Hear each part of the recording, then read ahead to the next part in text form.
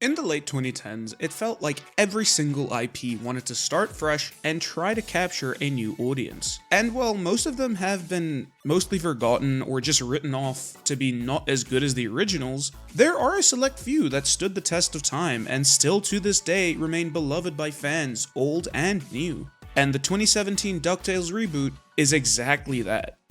I have never in my life seen a reboot more sure in its identity, themes, and stylistic choice. DuckTales 2017 is a reboot, yes, but this show feels like the people behind it genuinely cared about inspiring new fans and also giving older fans something new to love. And the reason I feel so confident in saying this is because, well, I am that new fan who fell in love because of this reboot. And a while back, I even made a video on the first season because I loved it that much. And what the fuck? And in that video, I said I was going to watch the rest of the series and make a video talking about my feelings towards it. Because I heard that a lot of fans who love this show are very divided when it comes to how it came to an end. So, what did I think of the 2017 DuckTales reboot as a whole? I don't think I'm going to surprise anyone when I say that this show is phenomenal. Every single thing about it is amazing. The characters, the plot, the comedy, and last but not least, the animation.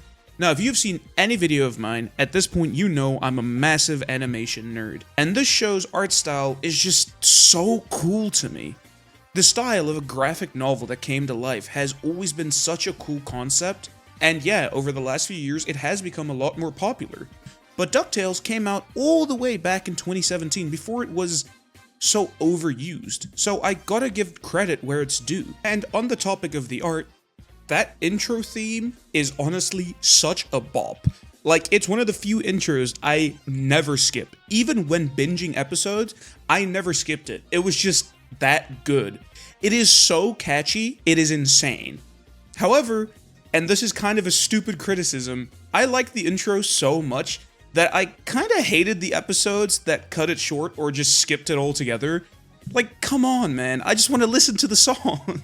In my last video, I talked about how much I enjoyed Season 1. But honestly, I was kinda scared going into Season 2 because long-running shows tend to dip in quality in some seasons. But I'm glad to say that with this show, that is not the case.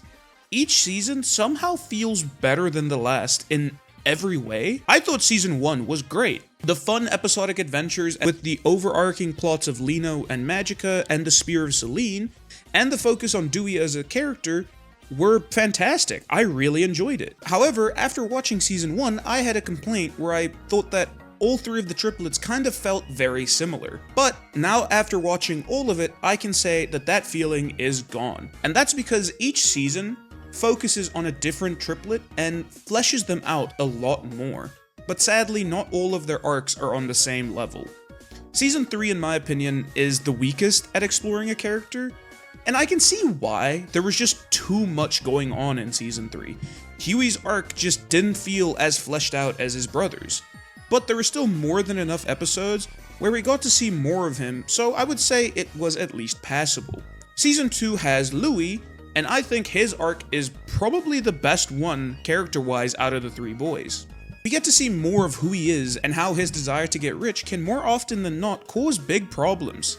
He is very lazy and he likes his schemes, but we see that even with all the greed, he still knows exactly who he is and how he fits in this family. And him realizing that he is not ready to be the richest duck in the world was so sweet, because even though this is his lifelong dream, he realizes he's just not ready yet, and he feels like he never will be. And then lastly, we have Season 1. Like I said, Season 1 focuses on Dewey, and by extension Webby, trying to uncover the mystery behind the Spear of Selene and Della's disappearance. And while I think this plot was really fun to follow, I still think Louie's arc was better character-wise.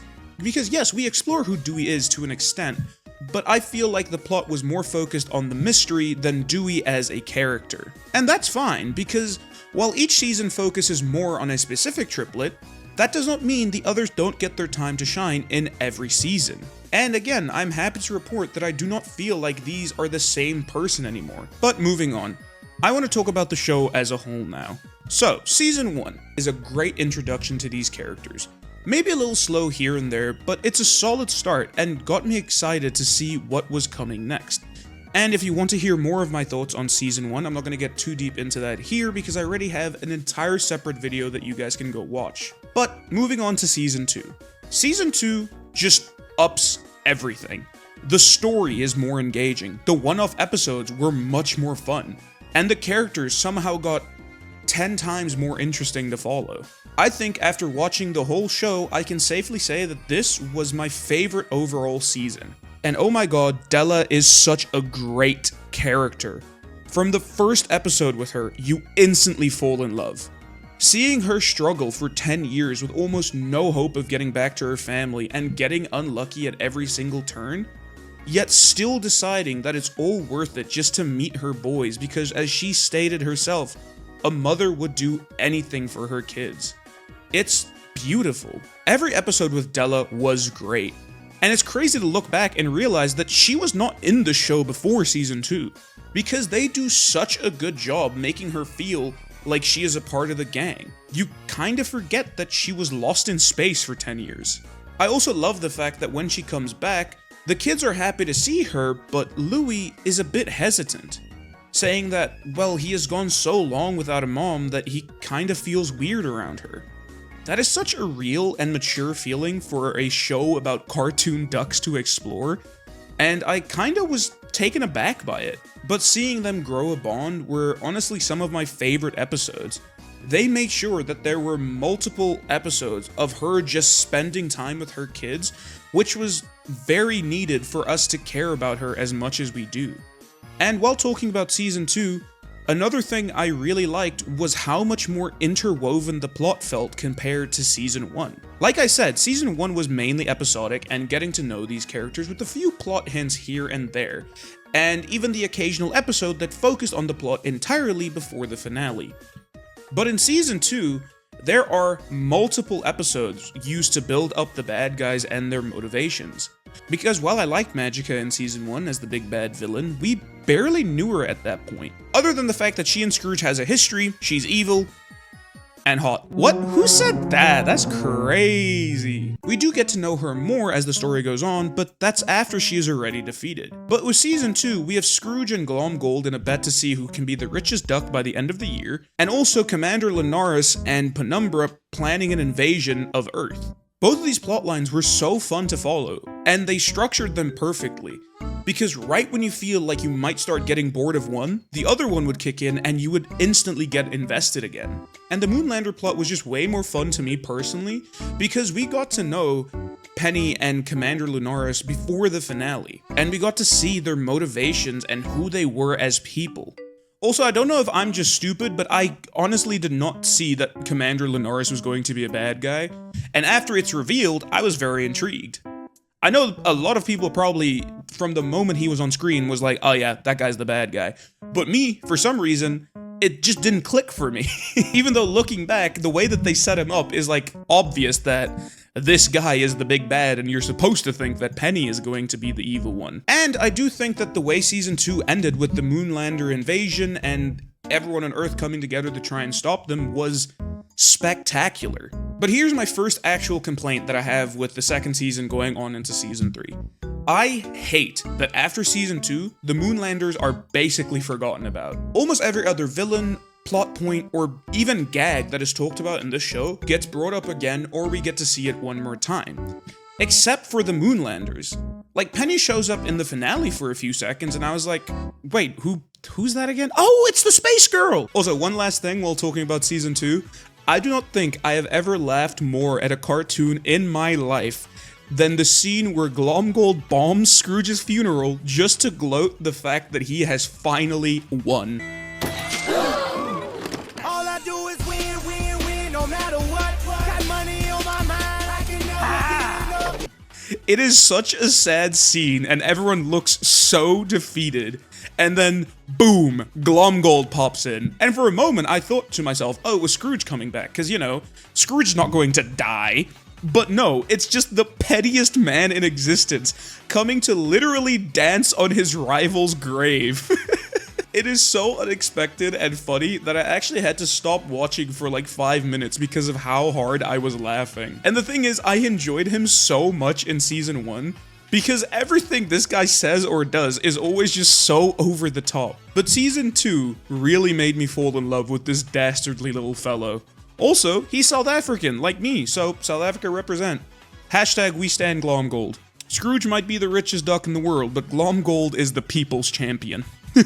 Okay, but moving on to season 3. The final season. The season that most people are very split on. Now, I'll be honest, I'm not sure if it's the whole season or just the finale that people are split on. Season 3, to me, was great. And even though some of the big plot points were spoiled for me by people in the comments, thanks for that, _guest. It did the same as season 2. It upped everything just by a little bit.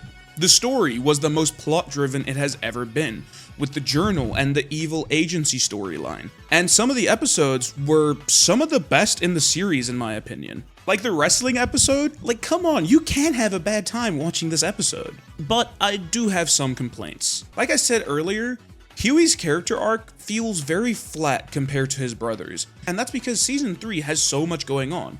It has the plot line with the first Woodchuck's journal, the evil agency foul, all the one-off episodes, and all the other stories needing to come to a conclusion.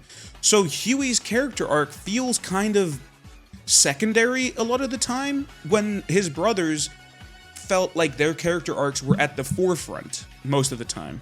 It just didn't feel like there was enough time for everything in season 3, and as sad as some of you may be to hear this, but I absolutely hate Darkwing, because he gets so many episodes. I'm sorry for all the DW fans out there, but I just couldn't stand him after a while.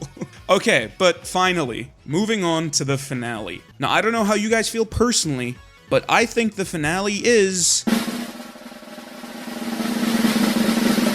great. Yeah, I loved it.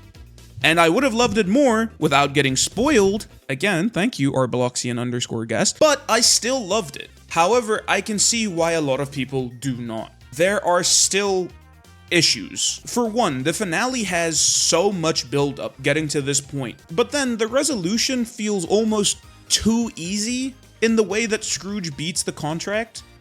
Because he signs the contract, and like 5 minutes later, the bad guy is defeated, and they win, and then the credits roll. Like, what? That was a bit too easy, no? I don't know, I just assumed that there would be like one more fight or some clever workaround. And yeah, the whole family is the greatest adventure workaround was cute, but they came to that conclusion just a little bit too easy for me. Because the villain seemed basically unstoppable. He won. Then Louis takes one look at the contract and immediately figures out a loophole. I mean, it makes sense, but I just still expected something more. Maybe they could have just had another fight afterwards, but no, the villain is so shocked they beat him, he just starts crawling on the ground, defeated. Also, some of the characters feel kinda useless at times. Like, honestly, I forgot that Donald existed most times after season 2. I still think the ending was great, regardless of my personal issues with it. Webby was my favorite character after season 1, and while she may have been unseated by Louis after his arc in season 2, she is still one of my top 3. And having the finale focus on her and who she was such a great choice. Because she really has been the glue holding this family together when they're at their lowest, because of the fact that they are the only family that she has ever known. And the decision to make her Scrooge's daughter is honestly brilliant. Because while the rest of the Duck family all have aspects of Scrooge, she really did always just feel like a younger version of him. And yes, it's partly because of her being a weird clone of him, but also because Scrooge was the person who inspired her into being the best version of herself. Yes, she was ultimately created as a tool to stop Scrooge, but by a strange twist of fate, ended up becoming one of his closest and most loved allies. And Webby's arc is my favorite in the entire show. She starts out as a little weirdo obsessed with Scrooge and his family, and by the end, she does not feel any different. Now that may sound weird, but I intentionally worded it that way. Because what I mean is that Webby never changes who she is, but she does mature into being her own person. She finally knows who she is and what her role in life is. So much so that she is able to help others find their own meaning in life. For a character that started as someone who did not even know themselves to go on inspiring others to do the same is really powerful. And overall, while I think the finale was a little bit rushed towards the end, I still loved every little bit of it. Every character comes back in some way, shape, or form, except for the Moonlanders, and has something to do with the finale. So even if there are one-off episodes, all of these characters that you get to know and get to learn about all matter in the end, and that's so fun. However, I do think it's kind of a shame that this show is over, because I would have loved to see just like one more season or just a few more episodes with this new dynamic. Like, what happened to Webby's sisters? What was Donald's trip with Daisy like? What is Scrooge like now that he's a dad? How will Louis handle the fact that now that Scrooge has a biological daughter, he might not get an inheritance? And last but certainly not least, what happened to the people's champion, Glomgold? We need answers, Disney. What happened to the second richest Scottish billionaire? I need to know! I love DuckTales. This show is everything that I love in cartoons, and after finishing it, I'm starting to realize that I have another show that I love with all my heart. It is getting to the point where I don't really know what is my favorite show or even my top 5 anymore, because in the last few years, I have watched so many shows that I absolutely adore, and now I have another. It's getting hard to rank them in my head. I'm kinda suffering from joy over here, I'm not gonna lie. But yeah, thank you guys for telling me to watch this show, because without you guys, I probably never would have gotten into it. Anyways, I hope you guys enjoyed me ranting about a show filled with cartoon ducks, and I hope you have a wonderful rest of your day. I have no idea what I'm gonna watch now.